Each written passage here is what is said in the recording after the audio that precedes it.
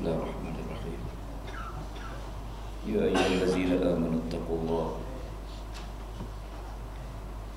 Ya ayyuhallazina amanu taqullaha haqqa tuqatih wa la tamutunna illa wa antum muslimun. Asyhadu an la ilaha illallah wahdahu la syarika lah wa asyhadu anna sayyidina Muhammadan abduhu wa rasuluh. Dihormati saudara-saudara selaku pengurusi, jadi pengurusi pada malam kuliah beliau sepatutnya malam ini di sini. Saya kebetulan ada program di Pekan selepas Isyak, dan petang tadi kebetulan ada pertemuan dengan sahabat-sahabat di sini. Dia datang luar sikit.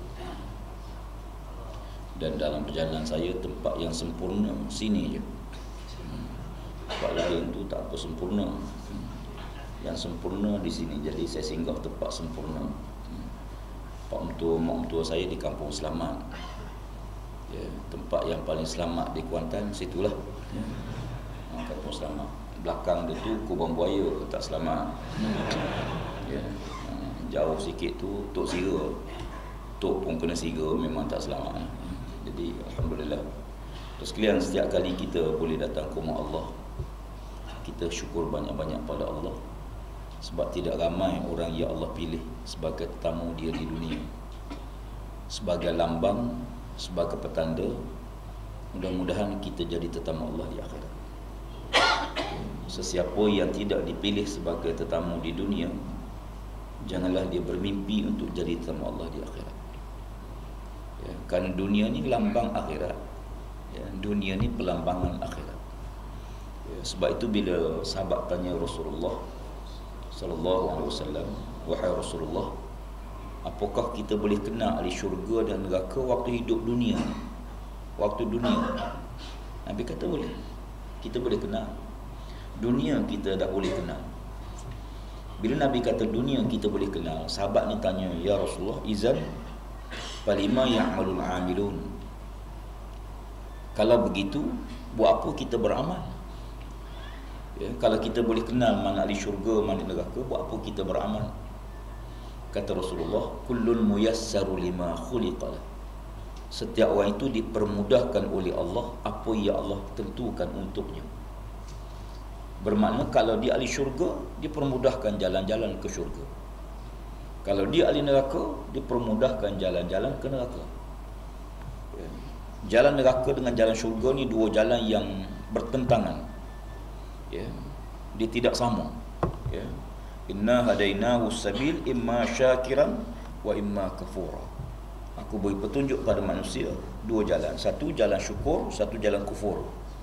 Kata mufassirin, oleh kerana yang kedua tu Allah sebut jalan kufur, makna syukur situ ialah iman. Ya, bukan makna syukur tu terima kasih. Bukan. Oleh kerana yang kedua tu Allah sebut wa imma kafura, sama ada jalan syukur atau jalan kufur. Bila Allah sebut kufur di situ, makna syukur di sini ialah makna iman. Jalan beriman dengan Allah atau jalan kufur dengan Allah. Ya. Oleh kerana itu, setiap orang dipermudahkan oleh Allah apa yang jadi hak dia di akhirat. Kalau dia ahli syurga, mudah untuk taat. Ya. Macam kita ambil air semayang, ambil tukar pakaian, start motor, mari masjid, senang je. Mari semayang. Semua orang senang ke? Tak. Ada orang payah, tuan-tuan. So mari masjid tu payah. Macam orang beli nombor ekor, senang je. Start pergi kedai, masuk beli, balik. Ya. Keluar-keluar jumpa pak mentua, Assalamualaikum, salam, balik. Cuba tuan-tuan pergi beli nombor ekor, try. Mudah tak? Tak boleh, tuan-tuan. Try lah. Jangan buat sungguh. Orang yang mudah untuk taat, dia payah untuk buat maksiat. Kenapa? Sebab dia dua jalan berbeza. Walaupun teori minum arak mudah je, apa yang payah sangat? Pergi kedai beli arak minum. Tapi orang beriman tak boleh, tuan-tuan.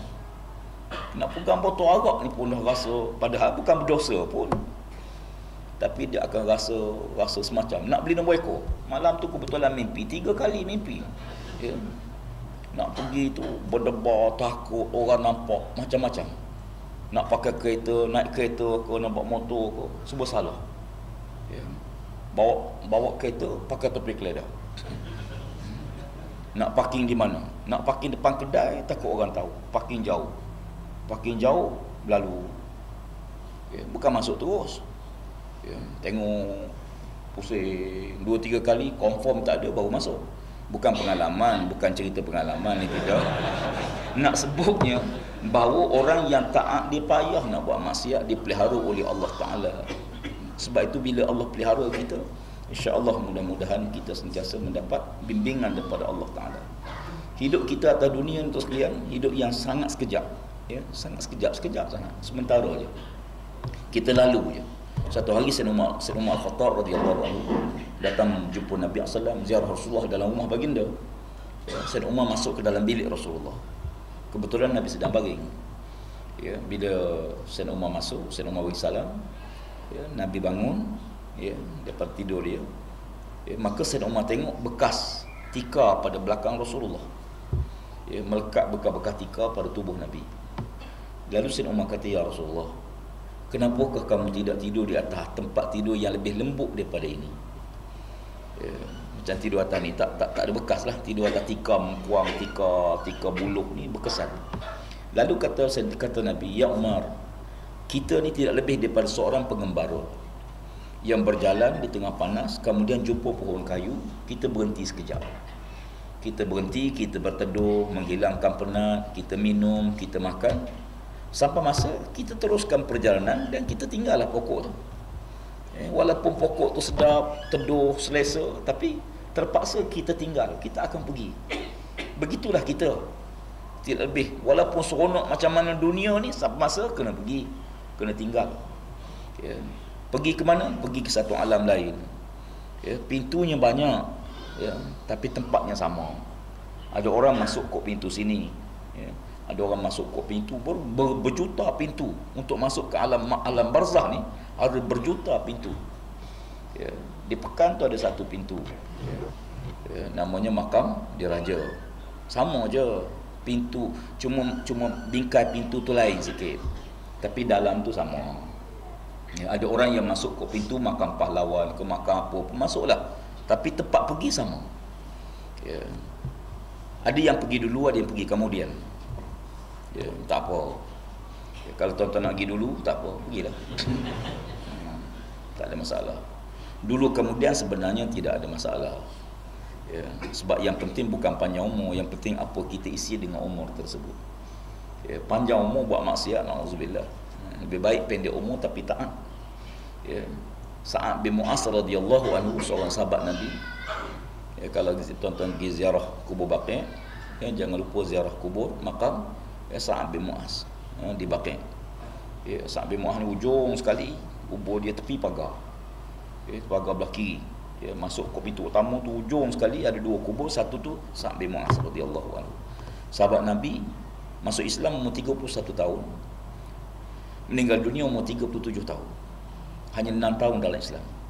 Tapi di hari kematian dia bergegang arsy Allah Subhanahu wa taala, menangis seluruh para malaikat di langit di bumi dengan kematian Sa'ad. Sa'ad bin Mu'az ni seorang yang sahabat Nabi yang dapat jaminan Rasulullah. Nabi jamin dia. Nabi jamin Sa'ad bin Mu'az. Kulitnya hitamnya telik. Hitam sungguh-sungguh, tapi dapat jaminan Nabi sallallahu alaihi wasallam. Istimewa. Jadi apa yang penting bagi kita dalam hidup kita yang sementara ini, kita kena buat sesuatu perkara yang menepati apakah tujuan Allah utuskan kita ke dunia. Sebab itulah ia akan dihisap oleh Allah di akhirat. Kita, apa yang Allah amanahkan kepada kita, tanggungjawab kita sebagai khalifah, ialah tanggungjawab yang berat yang pernah ditolak oleh langit dan bumi. Tapi kita, Allah muliakan kita dengan amanah tersebut.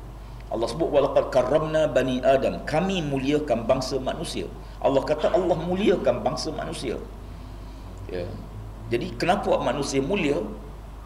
Manusia mulia kerana manusia merupakan khalifah di muka bumi.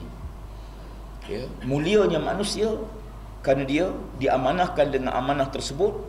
Walaupun amanah ni berat, tetapi dengan amanah ini Allah perintahkan seluruh alam berkhidmat untuk manusia. Hingga Allah letakkan matahari betul-betul untuk keselesaan manusia. Kalau matahari itu dihampir dekatkan sedepa saja dekat, maka manusia panas tak boleh duduk. Kalau Allah tarik sedepur ke belakang, beku dunia ni. Betul-betul Allah letak sesuai dengan untuk keperluan manusia. Demikian juga Allah Ta'ala menjadikan setiap kita boleh tebang pokok bersama mana pun pokok tak melawan. Kita boleh cangkul tanah banyak mana pun tanah tidak melawan. Pasal apa? Aku khalifah. Aku bos. Ya. Khalifah ya, yang bertanggungjawab untuk menegakkan iqamatud din. Kerana bumi ni milik Allah, bukan milik kita. Bila bumi ni milik Allah, kita hamba Allah.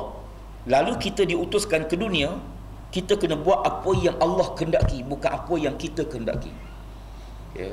Kita tukang rumah.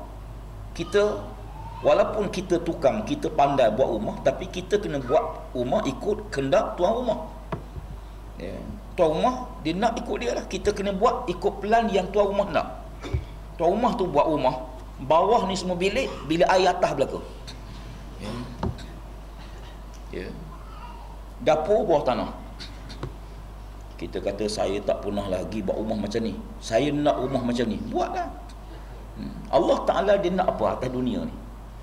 Ya. Dia nak seluruhnya tunduk pada Allah. Ya. Seluruhnya mesti tunduk kepada Allah Subhanahu Wa Ta'ala. Tak kira siapa, manusia ke, raja ke, agung ke, ya, hatta segala tumbuh-tumbuhan, haiwan, semua mesti tunduk kepada perintah Allah Subhanahu Wa Ta'ala. Ya. Maka ketundukan tersebut terbagi berdua. Ya. Satu ketundukan secara terpaksa, satu lagi ketundukan secara sukarela. Ya. Tunduk secara terpaksa macam kipas, macam lampu, macam air. Ya. Makhluk ni tunduk kepada Allah secara terpaksa. Matahari besar mana pun dia ikut perintah Allah Ta'ala. Pagi dia terbit, ya. Tengah hari duduk atas, petang dia turun bawah. Ya. Ini ketentuan Allah ke atas dia, dipanggil sunnatullah. Ya. Petang dia mesti terbenam. Ya. Bila terbenam kita boleh berbuka puasa. Kalau dia melawan, nyanyi kita duduk standby nak buka, cerah balik, kacau. Ya. Ya. Maka dia taat dia secara terpaksa. Oleh kerana dia taat secara terpaksa, maka dia tidak ada pahala dosa dan dia tidak masuk syurga. Ya, kerana dia taat secara terpaksa. Adapun manusia dan jin ialah taat secara pilihan. Dia taat dengan pilihan akal dia. Allah beri pada manusia akal, ada iradah, daya memilih nak buat atau tak buat. Tak cukup dengan itu, Allah hantar nabi-nabi. Tak cukup dengan nabi, Allah beri mukjizat kepada nabi. Tak cukup dengan mukjizat, Allah bekalkan nabi itu dengan kitab suci, supaya memandu manusia. Kerana akal manusia ni kadang-kadang dia tak nampak. Ya.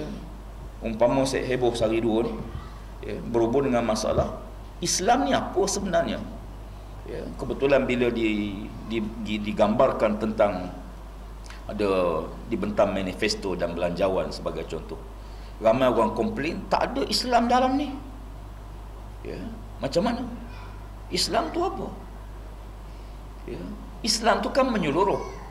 Ya, Islam tu bukan semayang, bukan masjid, bukan hukum saja. Islam kan menyeluruh. Berlaku adil kan itu Islam. Ya, berlaku adil juga adalah sebahagian daripada ciri-ciri Islam. Ya, membasmi kemiskinan, mengangkat martabat manusia, menghapuskan rasuah dan penyelenggara, kan semua itu Islam. Ya, jangan nampak Islam tu dalam konteks yang pemikiran yang menganggap Islam tu hanya berkisar dalam benda yang khususiyah. Ya, sebab yang khususiyah ni sikit. Ya. Sebab itu kalau kita lihat Nabi sallallahu alaihi wasallam, Allah Ta'ala dia bahagikan kehidupan Nabi ni 3 fasa. Fasa pertama daripada mula lahir sampai umur 40 tahun. Waktu tu belum jadi Nabi, belum jadi Rasul, bergaul dengan masyarakat, hidup sebagainya. Fasa kedua start umur 40 tahun sebagai Nabi sampai umur 53 tahun di Mekah. Ini fasa yang khusus, boleh tengoklah. Ya. Fasa yang ketiga umur 53 tahun sampai 63 tahun di Madinah. Semua fasa ini menunjukkan pada kita bahawa baginda ni Allah Ta'ala utuskan Nabi sebagai model. Boleh lahir-lahir saja terus jadi Nabi, boleh. Tapi Allah tak buat demikian. Ya. Kenapa? Manusia perlu kenal Nabi. Ya. Mereka bergaul dengan Nabi, hidup dengan Nabi apa semua. Ya. Dan mereka kenal Nabi Muhammad SAW. Ya.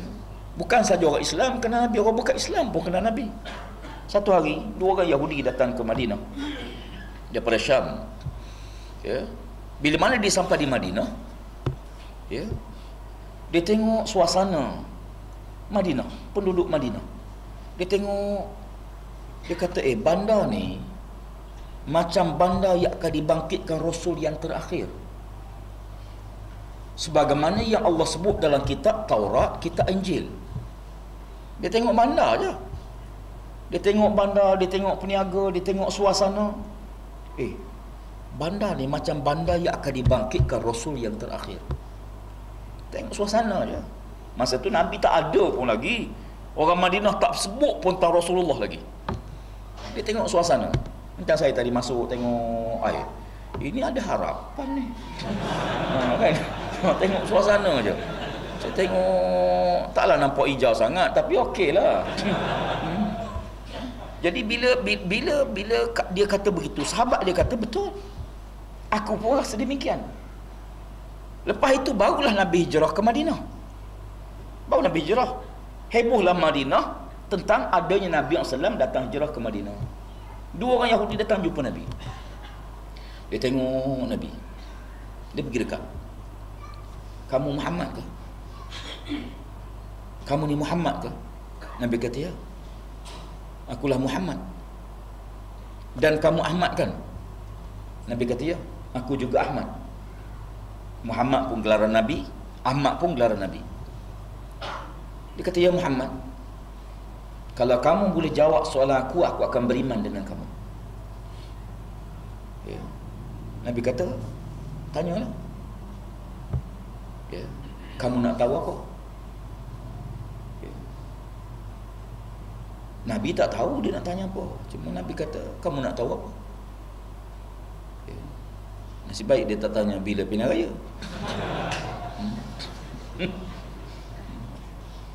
Dia kata, ya Muhammad,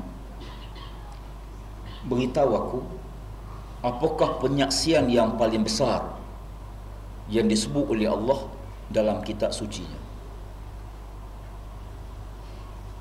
Apakah penyaksian yang paling besar yang disebut oleh Allah dalam kitab sucinya? Soalan ini menyebabkan Jibril menurunkan wahyu pada Nabi untuk jawab soalan itu. Ya. Maka Nabi baca kepadanya, Syahidallahu annahu la ilaha illa huwal malaikah wa ulul ilmi qa'iman bil qisti la ilaha illa huwal azizul hakim. Bersaksilah Allah, tidak ada Tuhan lain melainkan Dia, dan seluruh para malaikat bersaksi tak ada Tuhan lain melainkan Allah, dan semua orang yang diberi ilmu oleh Allah bersaksi tak ada Tuhan lain melainkan Allah, dan mereka berdiri dengan penuh ketegasan, qa'iman bil qist, ya, tidak ragu-ragu. Ya. Siapa Tuhan? Allah. Betul ke? Betul. Kok lain? Tak ada. Maknanya tidak tanpa ragu sedikit pun, tanpa syak, tanpa waham sedikit pun. Ya. Tak sekalian, lepas Nabi sebut demikian, dua-dua Yahudi kata, asyhadu an la ilaha illallah wa asyhadu annaka rasulullah. Masuk Islam. Ya. Kenapa? Dia tanya sesuatu yang memang Tuhan sebut dalam semua kitab-kitab suci. Penyaksian paling besar, siapa lagi? Allah bersaksi, seluruh malaikat bersaksi. Saksi dalam mahkamah berapa orang? Ya, 2-3 orang. Ya, Kiatan Tuya 100 lebih. Ya. Ke Mona Fendi dulu 100 lebih saksi. Tu kira ramai lah dalam sejarah. Ya. Tak ramai penyaksian. Ya. Tapi penyaksian terhadap Allah sebagai Tuhan ni berapa bilion. Ya. Lalu Yahudi itu masuk Islam. Ya. Pasal apa? Sebab dia tahu. Ya. Mereka ni bukan tak tahu, sebenarnya dia tahu. Sebab benar ni bukan payah, tuan-tuan. Ya. Islam ni satu ajaran yang mudah difahami. Dia tak ada benda yang payah. Ya. Sebab tu Islam ni, kalau ada orang rasa susah dengan Islam, ya, sebenarnya Islam ni satu ajaran yang cukup mudah. Dia tidak berhajat belajar tinggi universiti nak faham Islam, tak payah. Ya. Inna hazad din yusrun. Ya. Walam yusaddid din ahadun illa ghalaba. Sesungguhnya agama ni mudah. Islam ni mudah. Nak faham bahagian mana? Bahagian akidah mudah. Allah Maha Esa. Tidak ada anak, tidak diperanakkan. Tidak serupa dengan makhluk. Allah ni boleh sebut, tak boleh sebut orang bukan Islam. Allah tu. Ya. Orang bukan Islam boleh dan nak guna Allah, nak sebut Allah. Kita ni umat awal ke umat akhir? Umat yang terakhir. Umat Muhammad umat akhir sekali. Ya. Dan sebelum kita ada Nabi Muhammad, dan sebelum Nabi Muhammad ada semua beribu-ribu nabi-nabi. Minhum man qasasna alaik wa minhum man lam naqusna alaik. Sebahagian rasul kami cerita pada kamu, kata Allah, sebahagian kami tak cerita. Ada tak hadis yang melarang orang bukan Islam menyebut nama Allah? Kalau tak boleh, takkan Nabi biar. Mesti ada hadis melarang. Dalam ratus ribu hadis Nabi, takkan tak ada satu hadis pun yang Nabi kata orang bukan Islam yang sebut nama Allah hendaklah ditangkap, tak dibenarkan. Tak? Ratus ribu hadis tak ada satu pun hadis melarang. Sama juga ratus ribu hadis Nabi, tak ada satu pun hadis mengajar cara-cara niat. Walaupun niat ni rukun. Ya, niat rukun. Innamal a'malu binniyat, semua amalan berpunca daripada niat. Tapi ada tak hadis Nabi mengajar cara-cara niat? Tak ada. Kenapa Nabi tak ajar? Dua kemungkinan. Kemungkinan pertama, ajar pun benda payah sangat, ajar pun tak faham. Payah sangat nak faham. Ajar macam mana pun tak faham, maka Nabi tak ajar. Yang kedua, mudah sangat, tak payah ajar. Ya? Dia dua kemungkinan je. Oleh kerana niat ni rukun dalam ibadah, payah macam mana Nabi mesti ajar. Tapi kenapa Nabi tak ajar? Sebab dia mudah. Ya, tapi bila mudah-mudah ni cuba dihalusi, diperhalusi, jadi payah lah. Ya. Bila payah tu duk pejam mata tu, usolli.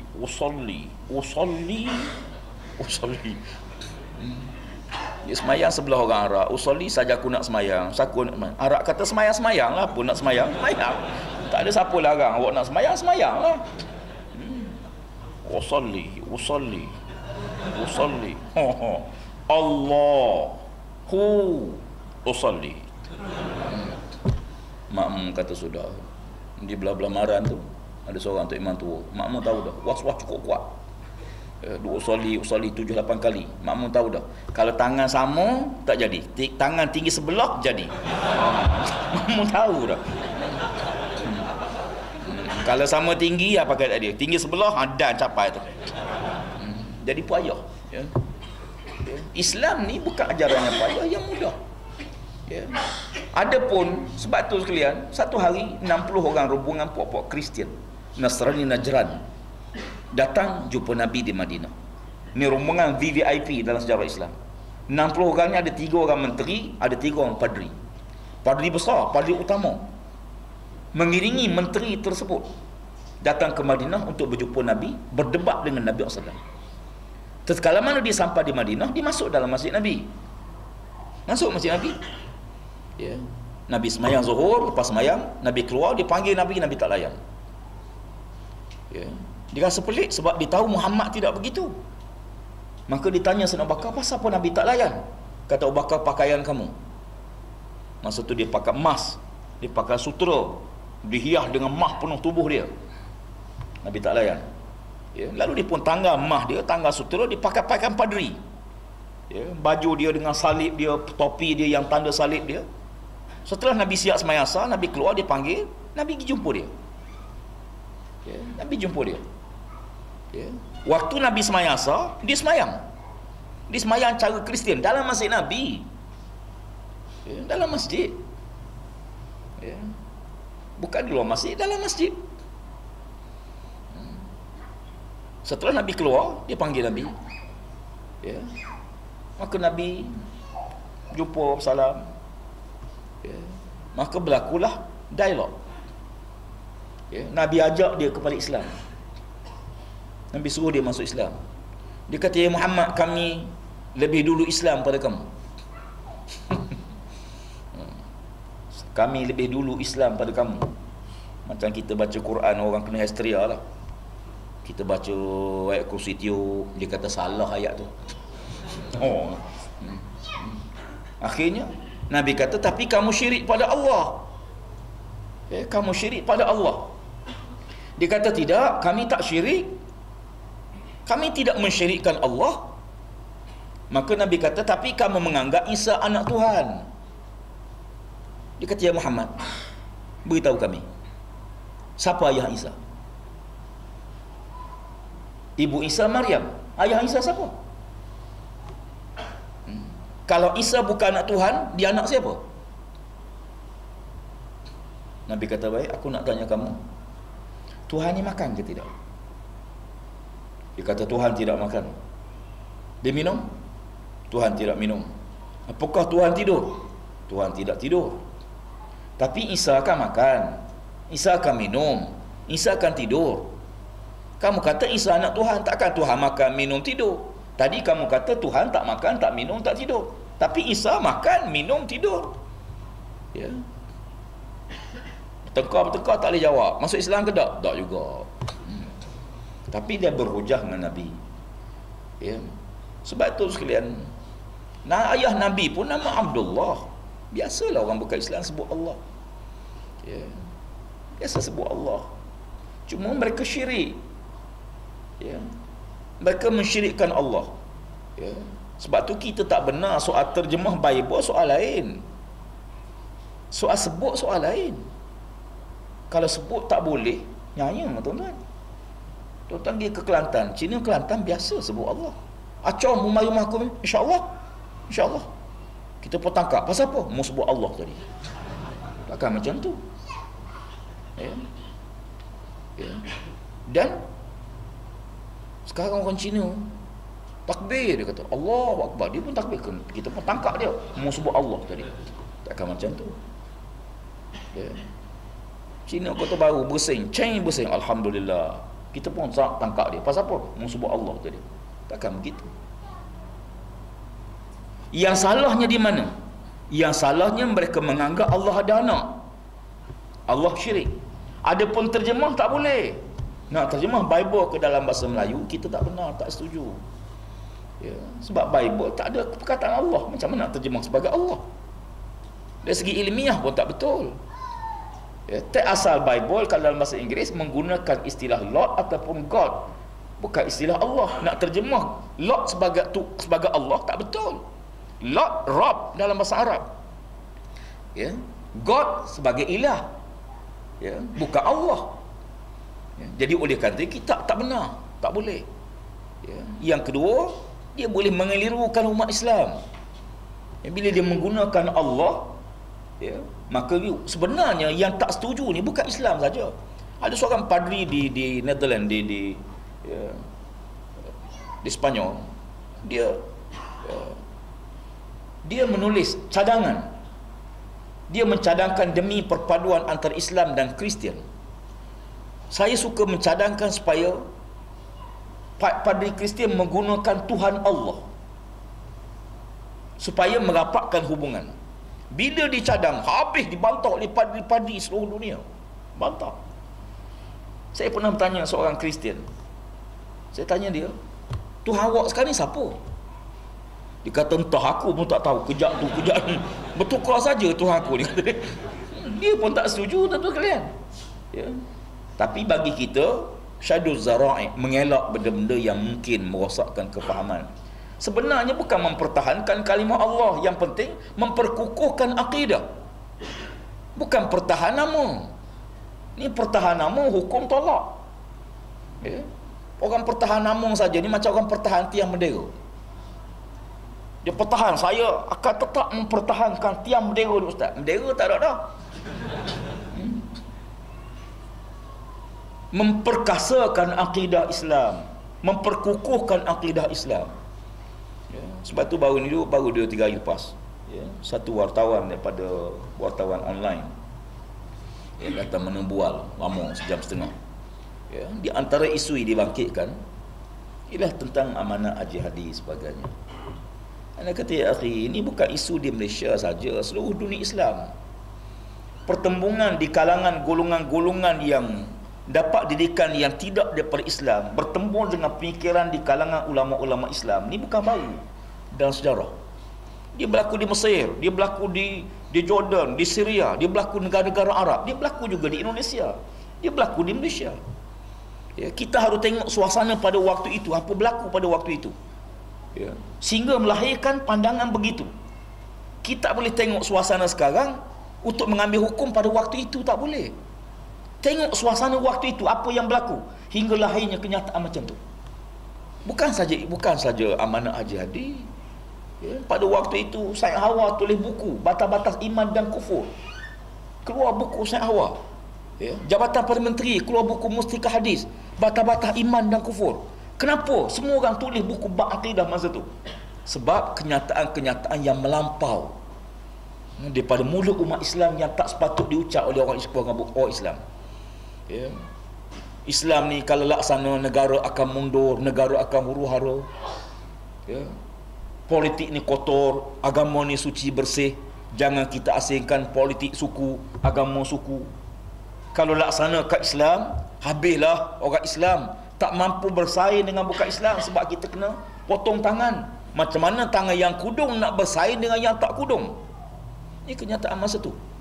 Hingga masa tu keluar kenyataan panah mana api neraka, kita buat goreng keropok saja. Oh, tuan-tuan, dahsyat masa tu. Ya.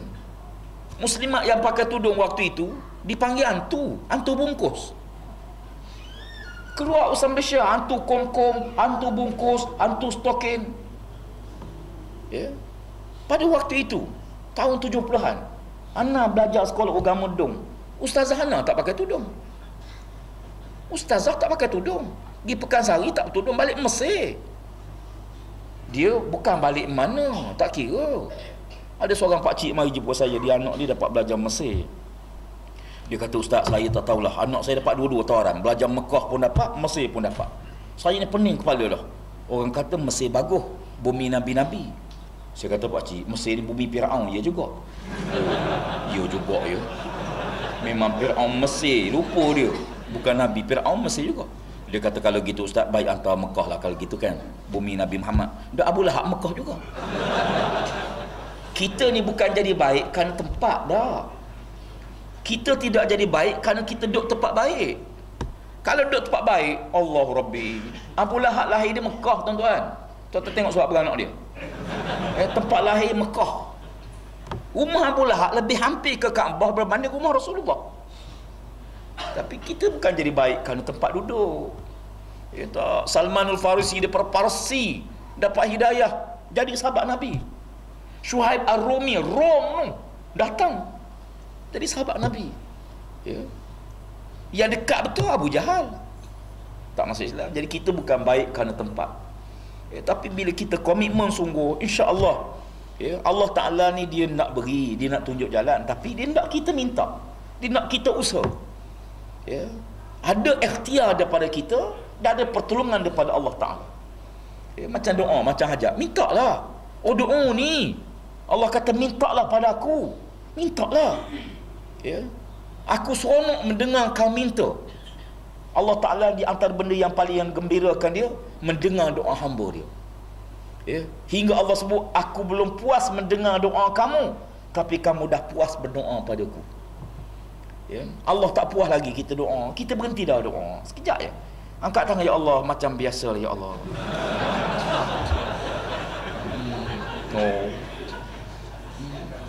Macam biasa, ya Allah. Punya malas doa, tuan-tuan.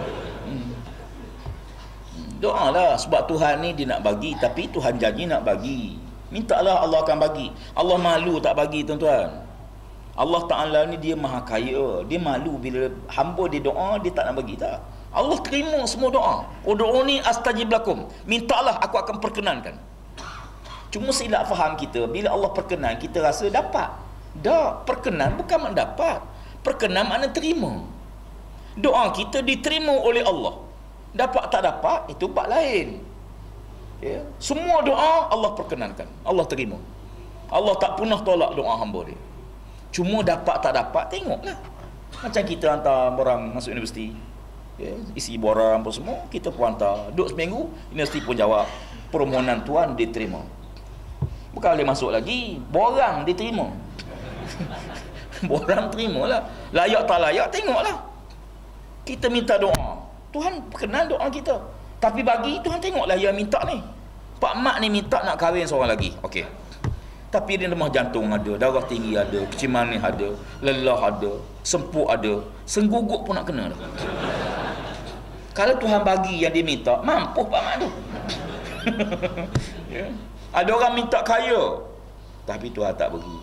Kalau Tuhan bagi, punah dia. Ya. Sebab tu hamba ni dia tak pernah rasa kecewa dengan Allah. Tuan-tuan sekalian, kita orang mukmin ni, benda yang menangkan jiwa kita ialah kita beriman dengan qada dan qadar. Pasal apa orang mukmin tenang jiwa dia? Sebab dia beriman dengan qada dan qadar. Semua yang berlaku ni dah ada keputusan daripada Allah. Dah ada catatan di Lauh Mahfuz. Tuhan tahu tak bila pilihan raya, tuan-tuan? Allah tahu tak? Tahu. Allah tahu. Allah tahu tak siapa menang? Tahu. Allah tahu tak siapa kalah? Tahu. Allah tahu tak siapa pergi Putrajaya? Allah tahu tak siapa balik ke Pekan? Contoh. Semua dalam ilmu Allah. Cuma Allah rahsiakan supaya kita berusaha dan Allah beri pahala di atas usaha yang kita buat. Usahalah. Sebab tu orang mukmin kita usaha tiba-tiba tak dapat. Dia tenang jiwa dia. Pasal apa? Mungkin kalau aku dapat, punah aku ni. Mungkin kalau dapat, jadi bala. Saya ingat satu hari, memanglah kita nak yang terbaik pada sangkaan kita. Sebab tu kita di antara benda yang diajar dalam bab akidah ialah baik sangka dengan Allah Ta'ala. Dia paling penting, kita sentiasa baik sangka dengan Allah. Jangan buruk sangka dengan Allah. Sebab tu kita, bila kita memahami, kita tahu. Sebab tu Allah sebut, innama yakhshallah min ibadihi ulama. Yang takut pada Allah ulama. Ya. Pasal apa ulama takut? Ulama ni orang yang mengetahui. Kenapa orang mengetahui takut? Sebab dia tahu. Orang yang tak tahu tak takut. Dia tak tahu takut apa. Ya. Dia tak tahu. Ya. Satu hari saya dijemput ceramah dengan satu orang buta. Orang buta Malaysia. Orang buta ni semua dapat peruntukan daripada Kementerian Kebajikan Masyarakat. Dapat bantuan tiap-tiap bulan apa semua. Saya masuk dewan, takbir, bergegar takbir. Kuat sungguh, tuan-tuan. Saya nak ceramah, saya kata tuan-tuan ni memang berani. Masa tu pejabat-pejabat tak berani takbir, tuan-tuan. Dia dah takbir dah. Saya kata tuan-tuan memang berani. Pasal apa tuan-tuan berani? Sebab tuan-tuan tak nampak. Orang tak nampak memang tak takut. Dia tak nampak. Ya, dia berjalan prima depan dia. Dia tak nampak, takut tak? Tak takut. Cuba dia nampak. Orang tak tahu tu kubur. Elok pergi buang air tepi kubur tu. Dia tahu. Lepas tu beritahu, kau buang air mana? Tu. Kubur tu berantu 3 hari 3 malam dia duduk kejar orang kencing atas kubur dia. Manusia jadi musuh kepada benda yang dia tak tahu. Nabi kata, kadang-kadang kerana tak tahu dia bertindak tu sebab dia tak. Sebab tu bila kita tahu, lain. Jadi masalah kita, macam mana kita beritahu? Dia ceramah tak dengar, kuliah tak datang, apa tak datang. Ini masalah. Tuan-tuan pergi Bandar Kuantan. Tiba-tiba tuan-tuan jumpa dengan seorang perempuan gadis. Bawalah, gadis Korea. Tapi dia tak mari dengan gang 6, dia mari gang lain. Dia mari gang 7 pula. Dia senyum kita pun tengok. Dia senyum kita ni. Dia pun panggil kita pergi kat dia. Dia bercakap bahasa Korea, kita tak faham. Kita cakap bahasa Pekan. Borak-borak tak faham dia kata apa. Saya ingat jemaah bawa jemaah pergi, orang tua-tua pergi Mekah. Pergi pagi, petang berbalik ke hotel. Saya, pakcik pergi mana? Duduk masjid. Buat apa? Borak dengan orang Turki. Dia pada pagi, pas petang borak dengan orang Turki. Orang Turki cakap Turki, dia cakap Melayu. Dia kata hebat orang Melayu ni. Jadi bila katalah lepas kita cakap bahasa Korea kita tak faham, dia bagi nota. Bagi nota bahasa Korea. Tengok. Dia pun senyum-senyum. Kita ini mesti tulisannya ada sesuatu. Ya, kita rasa mestilah. Apa kita buat? Mestilah cari orang yang boleh baca, dia tulis apa ni? Nampak ada RM ni kena bagi duit ke apa? Kan? Ya, dia tulis RM bring. Sudah. Kok jadi ayam pula kan? Bila kita tahu, bila kita tak faham, kita mesti cari orang yang boleh tolong baca. Mesti. Tuan-tuan tak akan boleh senang hati selagi kita tahu dia tulis apa. Kau kerti bahasa Korea tak? Tolong baca sikit. Oh, tak faham. Suruh Sudin baca, bunyi lain. Suruh Piramli baca, bunyi lain. Suruh Tompel baca, bunyi lain. Kita mesti cari. Sekarang Tuhan turun pada kita Quran bahasa Arab. Kita baca, tapi kita tak faham. Kenapa kita tidak berusaha untuk fahami Tuhan cerita apa sebenarnya? Tuhan kata apa? Sebab manusia jadi musuh kepada benda yang dia tak tahu. Dia marah sangat, dia tak tahu je tuan-tuan. Macam kita lah, duk marah tak tahu je. Seringkali buat contoh, macam kita bawa kereta lah. Tengah bawa kereta, ada satu kereta, pip, dia horn. Potong tepi kereta kita ni. Kita pun pip, dia pun pip. Oi, kata dia. Ya. Dia pun angkat penombor, kita pun angkat penombor. Dia berhenti, kita berhenti. Turun sisi lengan, saya tengok bakal pak mentua. Macam Allah pakcik, apa khabar? Bawa kereta cantik, main mana? Ya. Bila kenal, dia lain. Ya. Manusia bila tak tahu, dia marah. Kalau dia tahu, kenal, dia tak marah tuan-tuan. Masalah kita tak tahu. Dia duk berapi marah ni, bukan tahu. Kawan saya tengah semayang, dan sunat di Masjidil Haram. Tengah semayang, arak langkah kepala dia. Dia punya berapi, dia nak marah lah. Tengah semayang, langkah kepala. Angkat kepala tengok, perempuan langkah, muda, senyum, lawa pula tu. Hilang marah, so langkah semula. Manusia ni betul lah, dia jadi musuh kepada benda yang dia tak tahu. Satu hari seorang lelaki, ada banyak tempat cerita ni. Satu hari seorang lelaki beli barang. Dia nak bawa barang dia, tak ada dia. Dia panggil seorang khadam. Boleh tak kamu tolong bawa barang aku ke rumah? Nanti aku akan bayar upah. Boleh? Dia bawa lah. Pikul barang. Sampai dia rumah orang tua ni, dia pun letak barang pakcik. Ini barang yang pakcik amanahkan pada saya. Cuba tengoklah. Kalau hilang saya akan ganti. Kalau dia pecah saya akan ganti. Waktu tengok barang dia, tak ada satu pun yang hilang, tak ada satu yang pecah, tak ada satu pun yang rosak. Dia kata, kamu ni seorang yang amanah. Aku tengok kamu ni seorang yang jujur. Aku tengok kamu ni seorang yang amanah, seorang yang akhlak tinggi, seorang yang makam tinggi. Cuma sebelum kamu balik ke Mekah, aku nak pesan kamu satu perkara. Di Mekah sekarang ni seorang laki-laki namanya Muhammad. Dia memecah belah masyarakat kita. Dia menghina Tuhan-Tuhan kita. Dia sekarang ni kerja dia di mana-mana memporak-porandakan masyarakat kita. Hingga tak aman negara Mekah sekarang kerana dia. Engkau berhati-hati dengan dia. Berhati-hati dengan orang ni. Dia sangat bahaya. Ya. Laki-laki terdengar habis orang tu nasihat. Dia kata, pakcik, Muhammad tu saya lah pakcik. Saya lah Muhammad tu. Rupa Rasulullah yang pikul barang dia. Nabi yang pikul barang dia. Allah Rabbi. Dia kata, kamu Muhammad? Dia kata, saya lah Muhammad. Rupa orang tu tak kenal dia tu Nabi Muhammad. Ialah masa tu TV3 tak ada.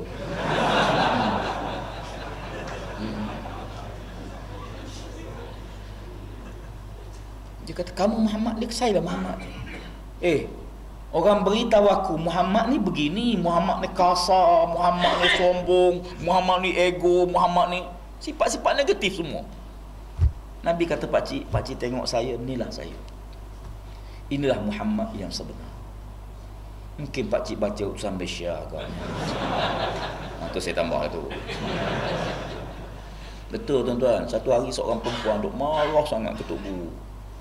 Saya kata, makcik pernah dengar tak kuliah dia? Tak pernah. Makcik pernah pergi jumpa tak dia? Tak pernah. Makcik kenal tak dia? Tak kenal. Macam mana kita nak musuh orang yang kita tak kenal? Macam mana kita nak komplain orang yang kita tak kenal? Kita ni pun belum kenal betul walaupun kita sembahyang berjamaah. Satu hari seorang sahabat memuji sahabatnya depan Rasulullah. Dia kata, Rasulullah, aku ada sahabat yang baik sangat. Oh, bagus-bagus, dipuji. Nabi tanya dia, engkau pernah berjalan bersama dia tak? Tak pernah. Engkau pernah makan bersama dia tak? Tak pernah. Engkau pernah sembahyang bersama dia tak? Tak pernah. Nabi kata, kamu tak kenal dia. Kamu tak kenal dia. Kita nak kenal sahabat kita ni, 3 ni kena buat. Sembahyang bersama dia, musafir bersama dia, makan bersama dia. Ya. Kalau kita musafir bersama dia, kita tahu. Ada orang waktu tak musafir sembahyang. Musafir sikit tak sembahyang dah. Ya. Masa musafir tu siur perempuan lah apa semua. Ya. Jumpa perempuan bawa kereta tengok. Masa musafir. Di rumah masya-Allah, subhanallah, subhanallah, subhanallah, subhanallah. Kan balik rumah tengok TV, subhanallah, subhanallah, subhanallah. Tengok depan TV, subhanallah. Sebab orang tahu lah. Keluar gambar perempuan, alhamdulillah, alhamdulillah. Kacau. Yang kedua, makan bersama dia. Orang makan bersama kita, kita makan bersama dia, kita tahu dia pentingkan diri dia ke ataupun dia pentingkan sahabat dia. Ya. Ketamakan akan dapat dilihat bila kita boleh berjalan bersama dia. Ya. Nabi Musa berjalan sama seorang lelaki-lelaki. Ya, Bani Israel. Jalan. Dia duduk perhati bekas roti Nabi Musa.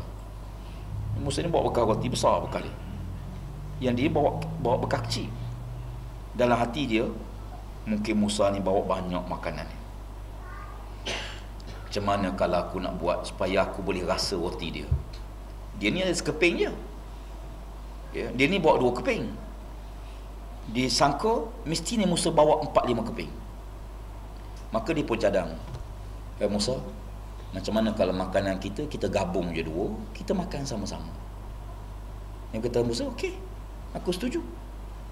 Bawa keluar roti. Dia bawa keluar 2 keping, Musa bawa keluar, upos keping je roti. Silap. Aku ingatkan banyak, upos keping je. Sudah. Tapi dia yang cadang, nak makan sama-sama. Apalah. Jalan, berhenti. Ni Musa ambil sekeping makan, ni pun ambil sekeping. Ni Musa berjalan tengok balik tengok tak ada dah sekeping. Ni Musa tanya dia, engkau ke yang makan sekeping lagi? Tidak, aku tak makan. Pasal apa yang makan? Tak tahulah. Aku tak makan. Tak apalah kata Musa, tak apalah kalau gitu, biarlah. Berjalan. Sampai di sungai. Sampai sungai, ni Musa berjalan, tak tenggelam, pijak atas air. Dia kata, tak tenggelam. Kata Musa, pelik tak? Pelik lah tak tenggelam. Engkau pelik tak ada orang makan roti tak mengaku? Pusnya. Jalan lagi. Ya, sampai seekor kambing, sembelih kambing, nak makan kambing. Sembelih kambing, menggelupur mati. Ni Musa tepuk kambing hidup semula. Terkejut dia. Hidup balik. Pelik tak? Pelik lah tadi dah mati. Engkau pelik tak ada orang makan roti tak mengaku? Senyap kawan tu. Jalan-jalan jumpa emas. 3 ketul emas. Musa kata, ni emas ni. Engkau ambil 1, aku 1. Kata dia, 1 lagi siapa? 1 lagi kita bagi pada orang yang ambil roti tu. Aku ambil. Aku ambil. Baru mengaku tuan. Baru mengaku. Kata dia, Musa tak apalah, engkau ambil belaka 3-3 ni. Ambil belaka 3-3.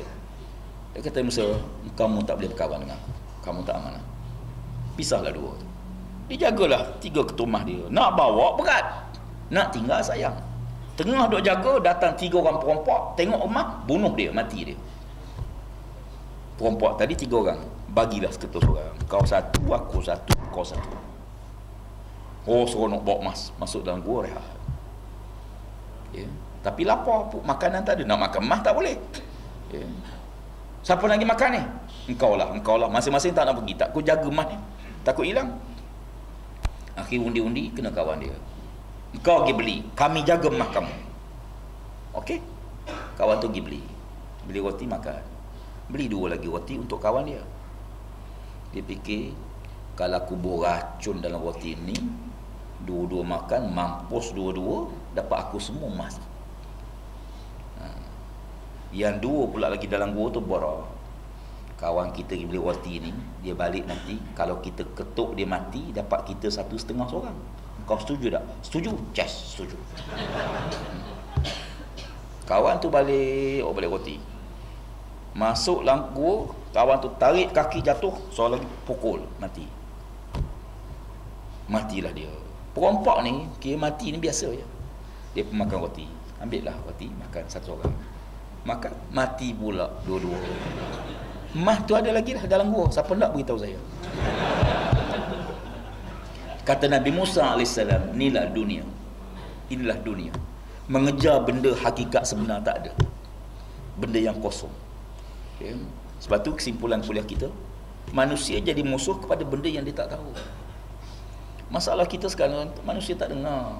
Kuliah tak dengar. Yang ni yang waqalu law kunna nasma'u aw naqilu ma kunna fi ashabis sa'ir. Kalaulah atas dunia aku mari mendengar, kamu aku fikir, tentulah aku tidak akan berada dalam neraka sa'ir. Apa punca masuk neraka? Na'udzubillah. Puncanya tidak mendengar. Tak nak dengar. Manusia bila dia dengar, dia akan fikir, tuan-tuan. Dengar dulu. Sebab tu Nabi Muhammad, bila Nabi pergi, orang tutup telinga, tak dengar. Nabi dakwah tutup telinga. Nabi balik rumah dia menangis. Fatimah anaknya memujuk Nabi, memujuk Rasulullah. Nabi kata, orang Mekah ni seolah tak ada harapan. Ya. Macam Nabi Nuh lah. Nabi Nuh pergi dakwah kaum dia, tutup telinga, tak dengar. Nampak Nabi cakap, tutup telinga. Ya. Sampai Nabi doa pada Allah, Rabbi inni da'autu qawmi lailan wa nahar falam yazidhum du'ai illa firara wa inni kullama da'autuhum litaghfir lahum ja'alu asabi'am fi azali. Ya Allah, aku menyeru kaumku siang malam. Ya Allah, 950 tahun siang malam. Lama tuan-tuan, 950 tahun ni berapa kali ngundi? Ya. Tak beriman 80 orang beriman. 80 ni pula bukan kuat sangat imannya. Makin hari makin sikit, makin sikit. Bila aku khabar berita gembira, mereka tutup jari mereka dengan telinga. Tak nak dengar. Ya, sebab tu kalian, halangan pertama manusia, tak nak dengar. Jadi, kalau boleh mendengar, mesti akan fikir.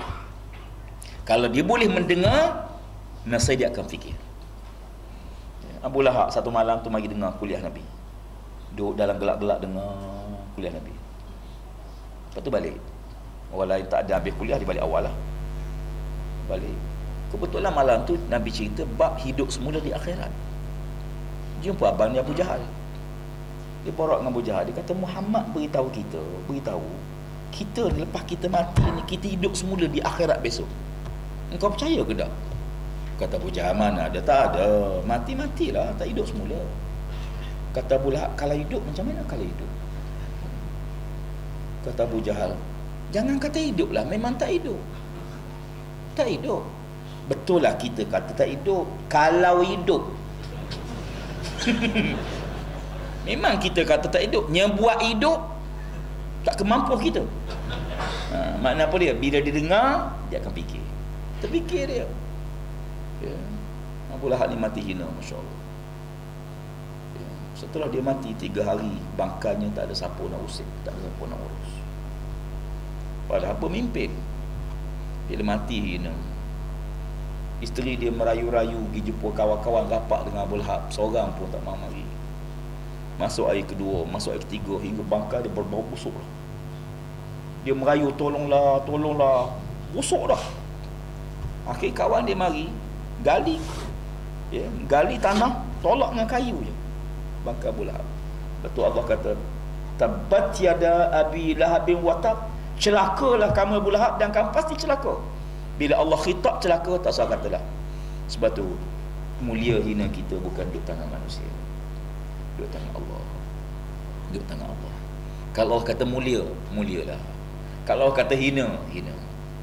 Maka jaga perintah Allah, ya, taati perintah Allah, jangan buat maksiat pada Allah. Terlanjur kita hamba Allah, kita minta ampun pada Allah Subhanahu Wa Taala. Jalan mendekatkan diri pada Allah ada 3.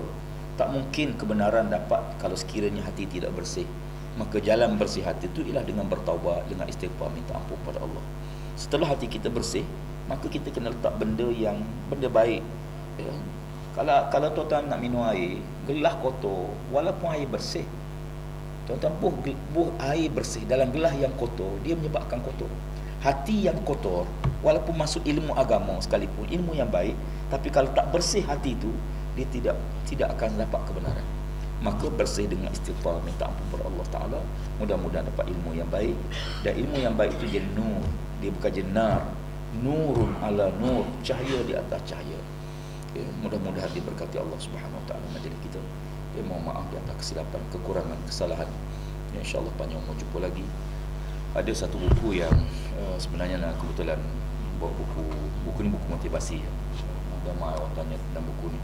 Buku ni buku saya tulis sikit dalam Facebook asalnya. Ya, cuma ramai yang ikut-ikut tu minta dibukukan. Ya, dalam buku ni buku motivasi ya. Ya, bukan ilmiah sangat. Dia pun bab-bab sikit-sikit, satu persatu muka dengan satu bab, ataupun paling banyak dua muka satu topik. Antara yang saya sebut dalam buku ni ialah tentang Tuhan buat air liur kita.